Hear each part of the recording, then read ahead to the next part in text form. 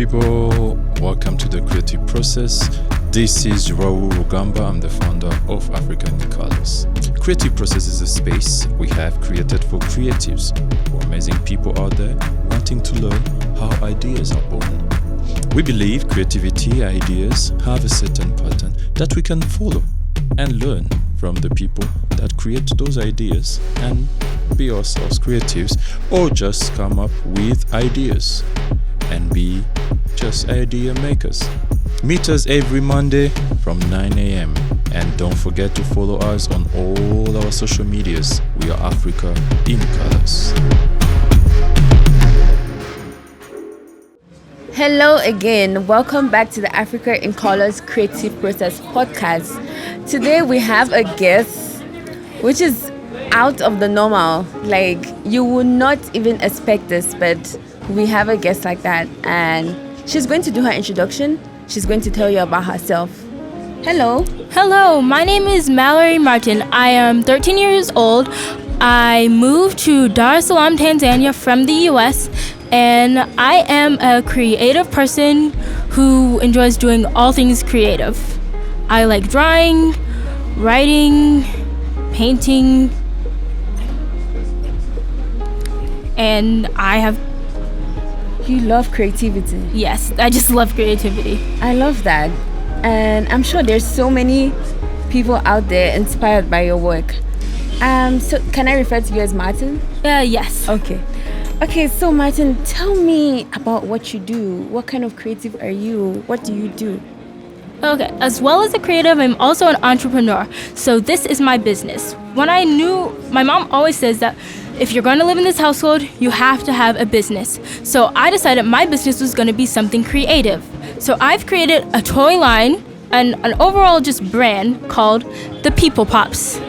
The People Pops are interchangeable, collectible, blind bag, popsicle people toys that live in the back of your freezer. They live in a land called People Pops Land. I've created coloring books, toys, stickers, and pins, all based off of this product. Thank you, Martin. This is very, very incredible. And you look so young. Do you mind telling the people how old you are? No, I am 13. So Martin is 13 years and you started your creativity. That's a very young age, and that's, unusual, because most teens, they'll just go to school, Normally you just go to school and be in school. So how did you feel having supportive parents or supportive relatives or sisters that supported you to do all of this? Because I don't think many people have that kind of environment that support them at a very young age to pursue what they want. I've always known that I was extremely lucky and blessed that my father was an artist and that my mother supported this. So I want, as an artist who's successful, I've won tons of pitch competitions with my artistic talent and just all these things that I do. I want to be able to show other people that yes, at a young age, your kids can make money and be successful doing whatever they want to do as a creative person. They can help their community while being creative. That's good. So do you go to school? Yes and no. My mother homeschools me, but just because I'm homeschooled, that does not mean I don't get learning from outside sources. Okay. I go to an online co-op / curriculum called RBG Academy on Tuesdays. But other than that, my learning is in my mom's hands. Okay. So how do you balance your learning and your creativity? Well, for us, it's one and the same thing. My mom doesn't allow us to do silly stuff, so we have to learn and create. So when I started this business, she took this as an opportunity to teach me about science, about money, about math. So it's never really been a balancing act. It's always just been one thing. If I'm not going to be creating something and learning about this, I'm going to have to be working on algebra and just doing math. Yeah. So how do you feel among your other peers? Because you're so different, you're so unique, you're doing something incredible in the world. How do you feel among your other peers that are just following the normal rules of the world and going to school as a teenager and doing algebra, doing physics and chemistry? Actually, I don't feel different because my mom has worked so that way me and all of my friends, we're all kind of like this. We're all creative. We're all homeschooled. So it's never really felt out of place. It's always just felt like home. It felt normal for me. Yeah. So you just have a very supportive environment around you that encourages you and pushes you and supports you to do what you do, and they do similar stuff or what they do too. And whenever I encounter someone who's not like this, who doesn't do this, usually they not really tease me, but they just try to make things more difficult. But whenever that happens, I'm just confident because I know that this isn't weird. This is normal. This is normal. All kids are artists. All kids are scientists. Everyone. Okay. So tell me, how do you do this? Like, what's the creative process behind this? How do you start? Is it the software? Is it, I don't know, do you draw them? It all starts with art. When I was like 8, 6, 7, 8 for Christmas, my mom got me this popsicle-shaped lip gloss. So I took it and I traced it and I turned it into a little person. And then I created this character. So it all starts off with just an idea and a drawing. It could be a dream, it could be anything, and then you just put it on paper. And then you start to flesh it out. I don't think I'm the only one learning from a 13-year-old. She said it all starts with an idea, a dream, something. You just need to stop putting it down and just know that you're creative. I'm going to ask you, how did you know about Africa in Colors? How did you get here, and what do you think about it?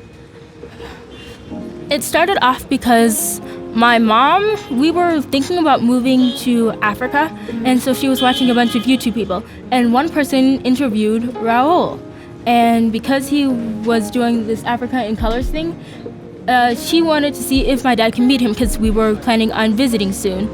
We didn't come in time for Africa in Colors last year. We were super disappointed, so that's why we made it a goal to be here this year.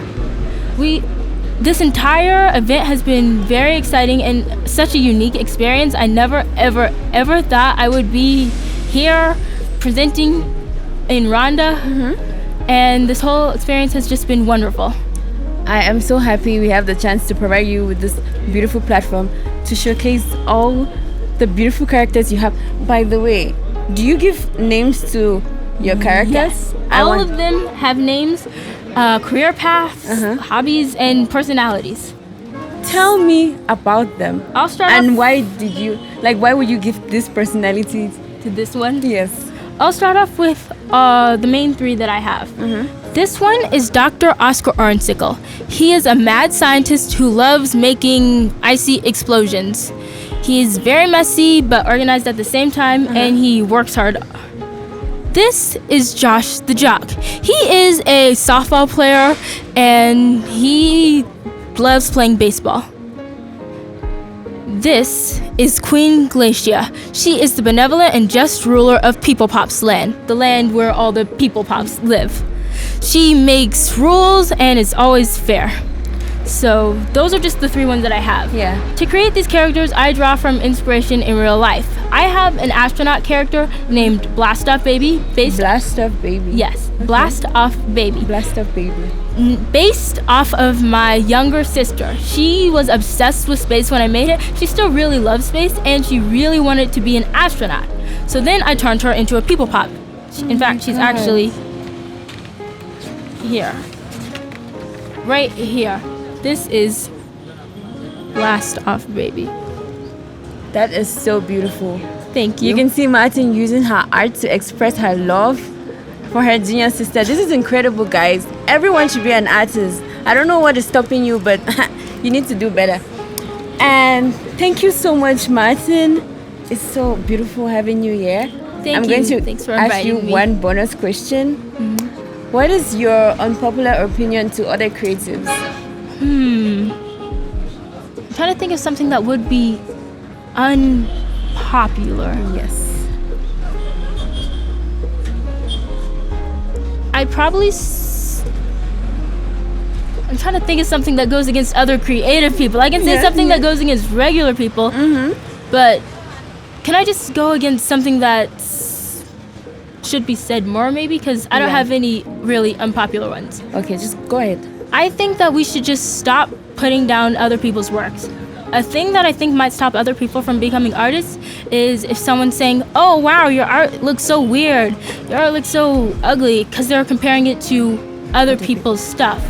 If someone's been drawing for 20 plus years and someone just started, even if they're the same age as someone who's been drawing for 20 years, you shouldn't just put down their art and what it looks like. Yeah. Thank you so much, Martin. Thank you for having me. Am I the only one learning from a 13-year-old? It cannot be me, because I've learned a lot. Thank you for blessing us with your presence.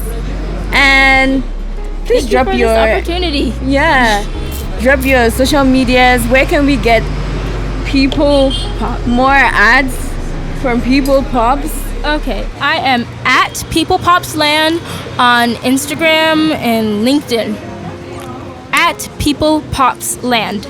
So follow People's Pops on Instagram and Facebook and LinkedIn. It was lovely to have you. Thank you. You were a great host. Thank you so much. Thank you guys for listening. This is the Africa in Colors Creative Process podcast. See you next time with more amazing guests. Bye.